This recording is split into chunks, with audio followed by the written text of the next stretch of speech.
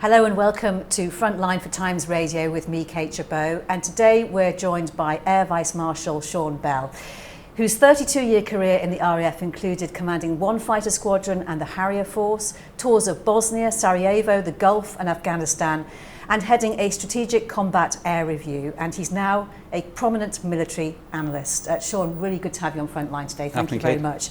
We're talking in the aftermath of this march by the Wagner Group on Moscow, aborted. Many people have been asking if this is the opportunity for Ukraine to launch its counter-offensive, full throttle, if you like. What kind of impact, though, has the alarm that was created by Yevgeny Prigozhin created amongst Russian forces? The short answer is very little, I suspect. As we stand today, most of the Russian forces are in their trenches, pointing their rifles at the Ukrainians. Will still be very scared about what the attacking forces will bring, and will be less concerned about what's happening back in Moscow and somewhere away. But I think in the longer term, there's three main issues here, one of which is President Putin will be undoubtedly concerned that Yevgeny Prigozhin's march for justice got so far, and will almost certainly want to bolster security within Moscow. The only way he can do that is to withdraw some of the reserve forces that are currently deployed in Ukraine. So that will reduce the amount of resistance available.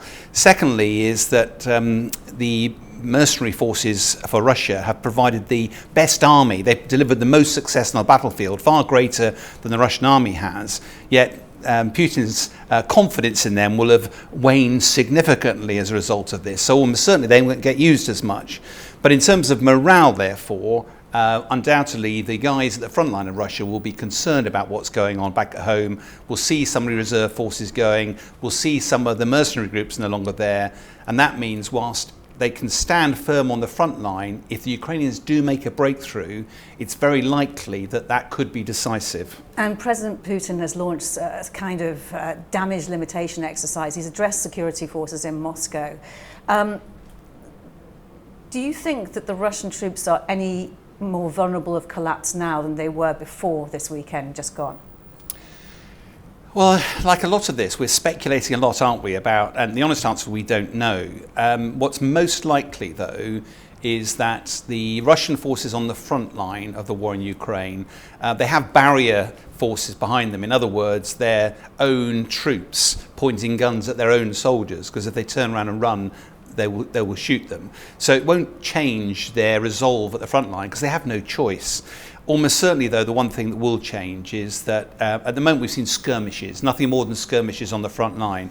The Ukrainian attack, counter-offensive, has not actually started. Ukraine has not committed the vast majority of its forces. What it will do, it's a bit like the cracks in a dam. Once a crack opens up, that's when Ukraine will funnel through it. And that's when I think we'll see more likelihood of a Russian collapse, because the resolve, in terms of warfare, morale is a really difficult thing to measure, but it can become incredibly fragile. And you've got conscripts on the Russian army who don't, poorly trained, poorly motivated, poorly led, don't really know why they're there, have suffered immense casualties.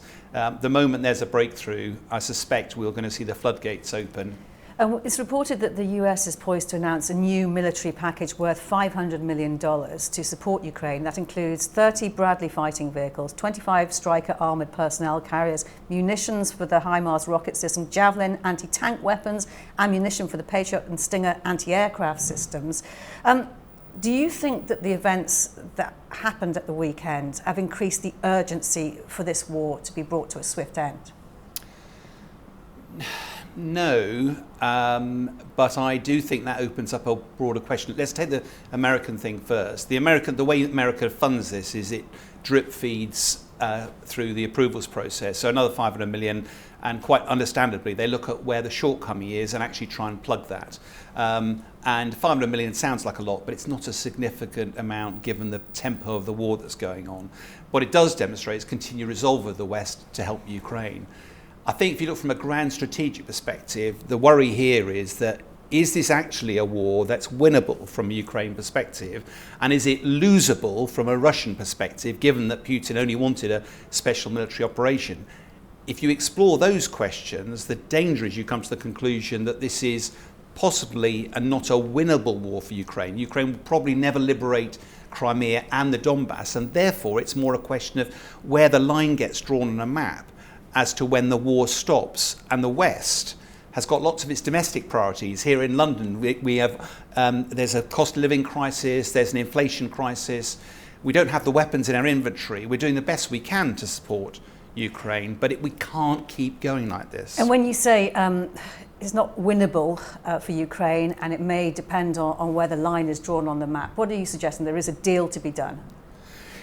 Wars historically either end when one side wins or when both sides grind to a halt, exhausted in a stalemate, and then they are persuaded to talk. Now, as we currently stand, President Putin will not be in a position where he wants to negotiate because he's taken a lot of land and he wants to camp there. In terms of Zelensky, he's absolutely on the cusp of an offensive. He doesn't want to stop at the moment. But by the end of this fighting season, by the end of this year, undoubtedly Ukraine will have lost a lot of troops. On the offence, you lose 3 times as many as you do on defence. The West's supply of weapons will have been largely exhausted. Will Russia still have the appetite for fighting? All of a sudden the planets start to align when it looks more likely that both sides will be in a form of stalemate, and therefore there is the potential for discussions. Not always public. I think some of these will happen in private rather than in the public stage, because they'll involve incredible compromises which will be very difficult for either side to take, but there will be pressure, I have no doubt, brought to bear to try to bring this conflict to an end. So do you think that the solution may come from Western allies who say, time's up, we've got no more weapons to give you, we need to sort this out? I think it's in nobody's interest for the war to continue. I think it drains resources. If it's about territory, there are examples like Finland in the Winter War where territory was ceded. That would be a very difficult compromise for President Zelensky to take. But the other issues he's got to resolve are security into the future, and the West is in a position potentially to offer some solutions around that, and also the cost of rebuilding Ukraine, which will be immense. And again, there are commitments the West might be able to make to sweeten the pill for President Zelensky. The challenge is, how would President Putin be drawn to that table? And I think there is a potential role for China here, because China won't want to see Russia fail, but it also won't want to see this a conflict escalate. And there is however horrendous it sounds, Putin's always described this as a special military operation. If he was to negotiate keeping the Donbass and Crimea, he could claim to a domestic audience success. Now, for us, that would be very hard to swallow, but it might be that that's the way to bring this conflict to an end. The former Foreign Secretary William Hague has written in the Times, the longer the war continues, the greater the risk to international peace, particularly in light of what's happened recently. Would you subscribe to that view as well? I do, because Russia is a nuclear power, and as we've seen, any instability like this does have unintended consequences. I am not a subscriber to the view that Yevgeny Prigozhin's March for Justice could have ended up with his hands on the nuclear trigger. But for a nuclear power like Russia, it's very concerning that any of these instances, that if Putin finds himself in a corner, it's a madman might be poised with his finger over the red button, even if it's tactical nuclear weapons. And if that happens, the risk of escalation is grave. Any conflict like this has always got a risk of miscalculation and escalation, and therefore it's not in anybody's interest for it to continue. Of course, we don't know what Prigozhin's next move will be, but it appears he might be building camps in Belarus for some of his Wagner troops. What kind of danger does that pose? There's lots of sort of Machiavellian theories I hear, aren't there? I think if we go back, part of that question is based on the assumption that Prigozhin's there as part of a pre-planned outcome where Putin is trying to pre-position forces within Belarus to be able to attack Kiev because it's a lot closer to Belarus. And you say what to that? Well, if Putin had wanted to do that, he's already put Air Force aircraft in there. He's conducted training missions in Belarus. He's conducted operations from there, and now he's deploying nuclear weapons from there. It would be really simple for him to put the Wagner group on a bus and just send them in. He wouldn't have to go through all of this theatre of Prigozhin being fired upon by helicopters, Prigozhin shooting down a load of Russian aircraft, Russian lifting roads up, Putin looking damaged on the world stage. None of that would have had to have happened to make that occur. Maybe not pre-planned, but maybe could it have been an opportunist moment to make that kind of decision?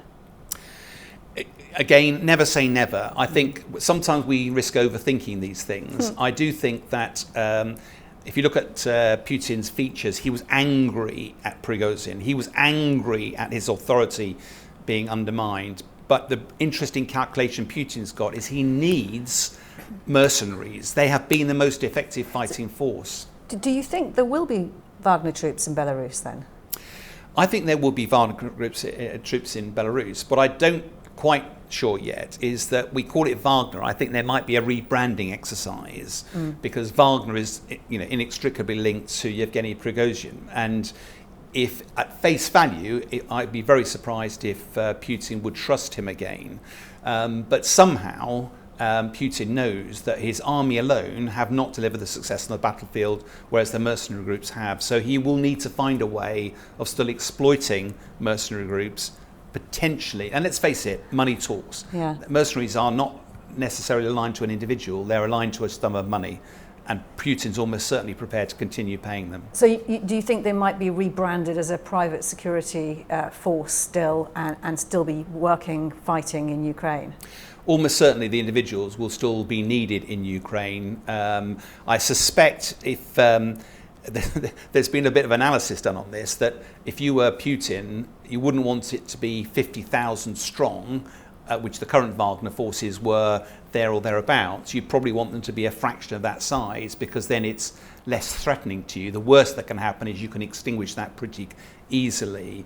So therefore, and also manage how you commission them, how you lead them, how you use them. But I have no doubt, and most of the military analysts have no doubt, the mercenaries will continue to play a key role in the conflict in Ukraine. And what kind of effect do you think Prigozhin will have in Belarus, supposing he is going to be there? We heard from a former Belarusian diplomat, Pavel Slunkin. He said that he actually may be a bigger threat to Lukashenko, President Lukashenko, than he is to Kyiv. Well, it raises all sorts of interesting issues, that how on earth he's been accepted there, because if you remember, Lukashenko is the last dictator in Europe. He's meant to be part of a democracy, but the successive elections, they appear to be rigged. The most recent one, there were riots on the streets, and the only reason Lukashenko stayed in power was with Putin's support.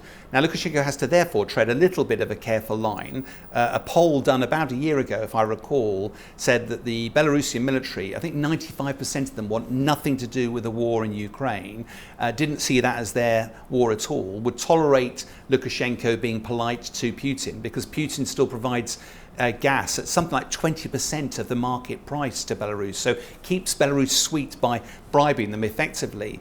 But how does Lukashenko walk that fine line? And the moment he starts getting nuclear weapons based there, the moment he starts having thugs like Yevgeny Prigozhin, if Prigozhin was to launch an attack from Belarusian soil, that would no longer be Russians launching an attack, that would be a bunch of mercenaries.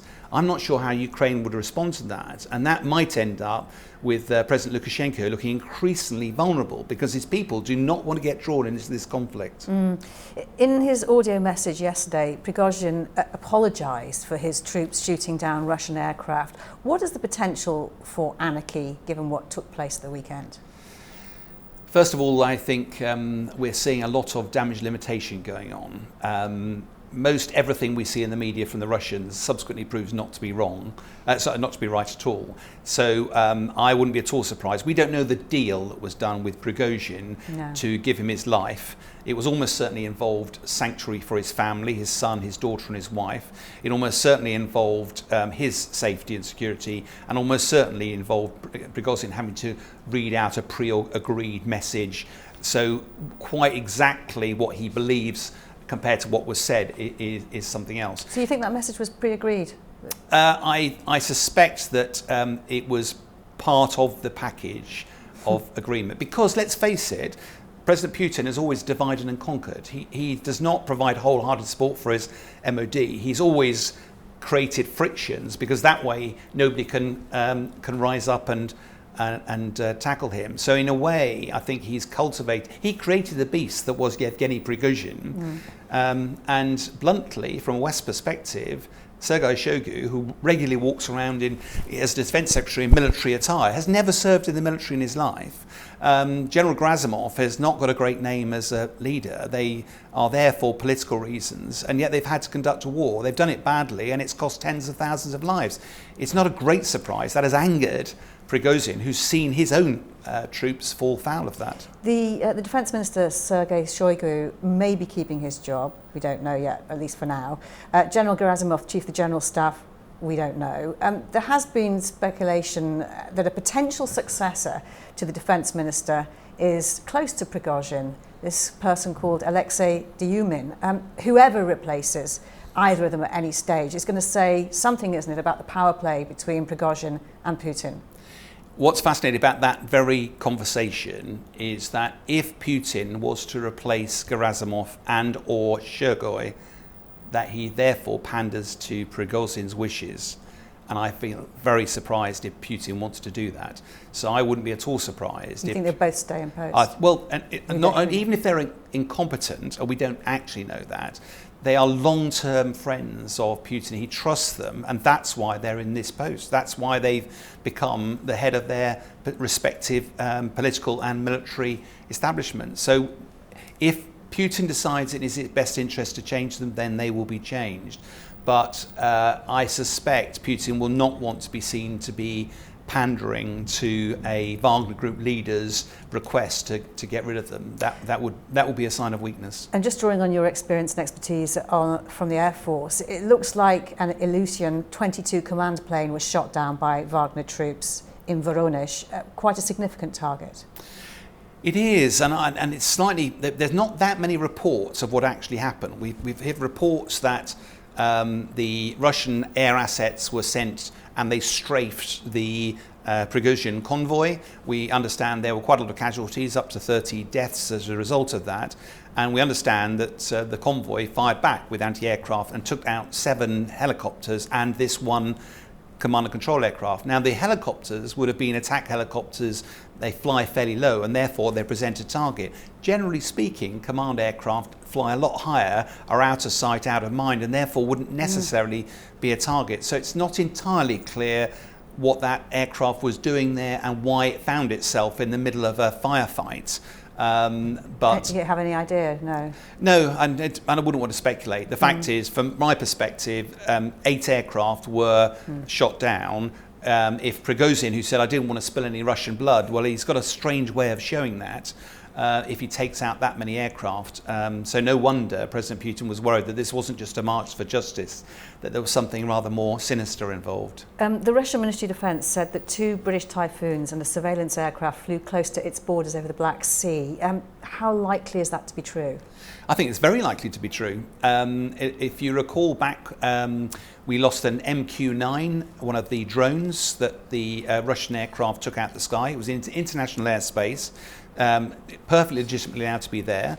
Then the Russians later fired on one of our surveillance aircraft, and that, luckily, the missile misfired. But again, it was in international waters, perfectly allowed to be there. My understanding is that all of those assets now have 2 Typhoons running shotgun to protect them. My understanding, and that's been validated by the Russians, they were operating international airspace. They're perfectly entitled to do that.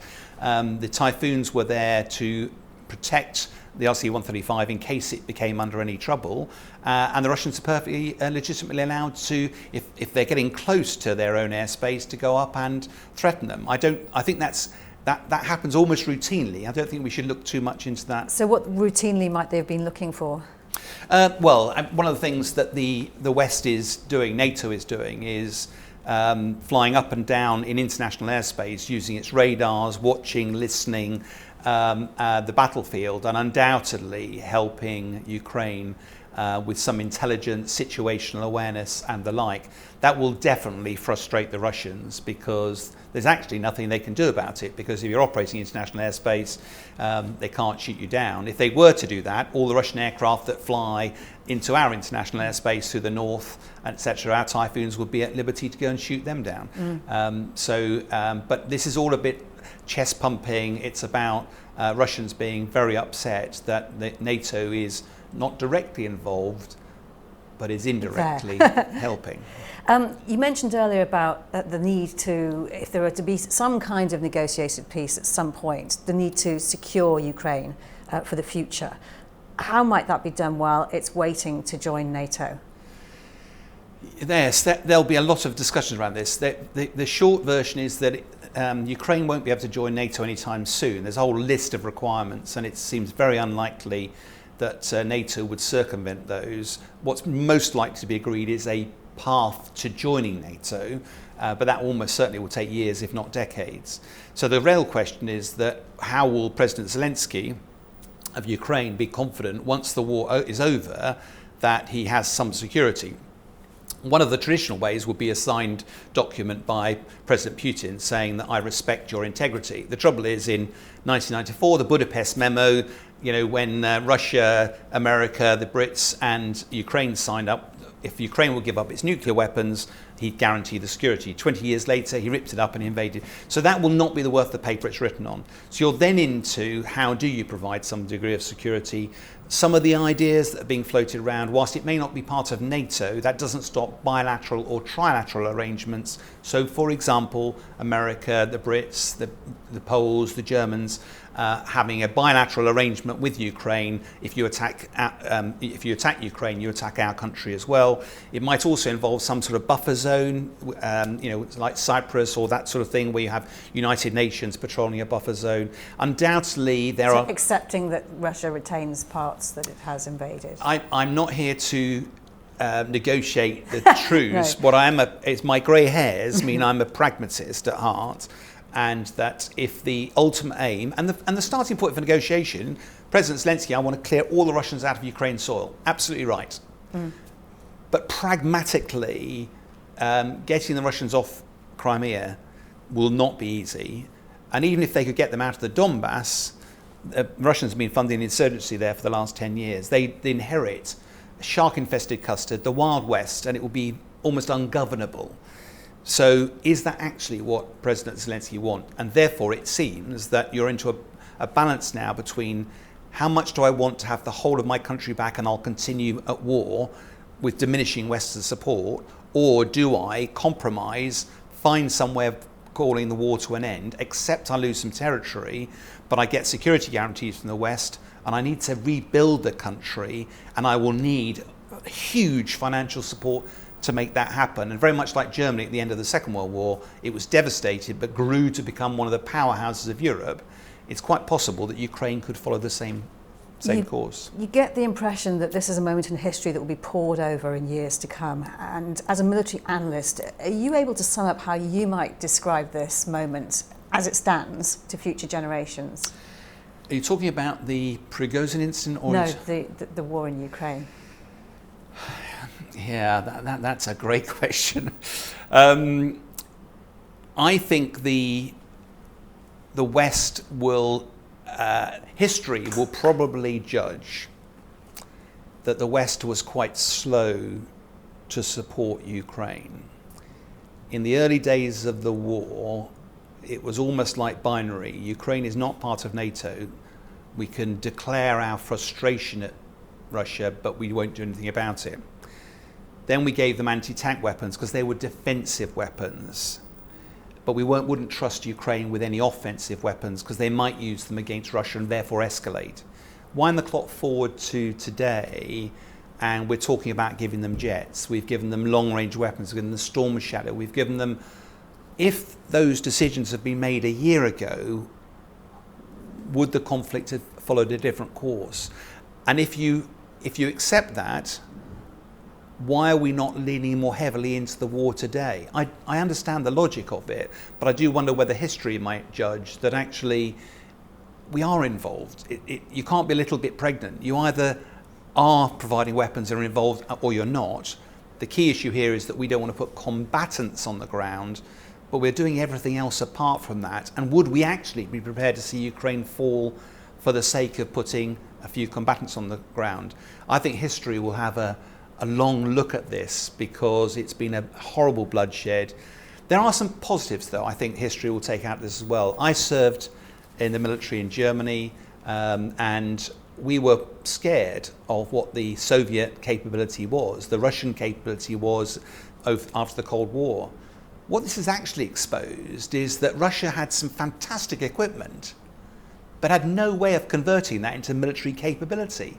They didn't have the professional training, the support, the doctrine, the leadership, and actually they can't prevail as a Goliath over Ukraine's David. That sends a really positive message for the future, that actually Russia isn't the threat that we once thought. Russia has been diminished by this. Just seeing the pictures of Putin and President Xi together of China, they used to be equals, they're definitely not equals anymore. I think there are some grand strategic lessons that come from this, but unfortunately at the moment we're still in the thick of it. Air Vice Marshal Sean Bell, thank you very much for your time. You're very welcome, pleasure. Great to speak to you. You've been watching Frontline for Times Radio. My thanks to Louis Sykes, our producer. To support the work of Frontline, hit the subscribe button. You can also listen to Times Radio throughout the day or read it at times.co.uk. Thanks for watching. Bye-bye.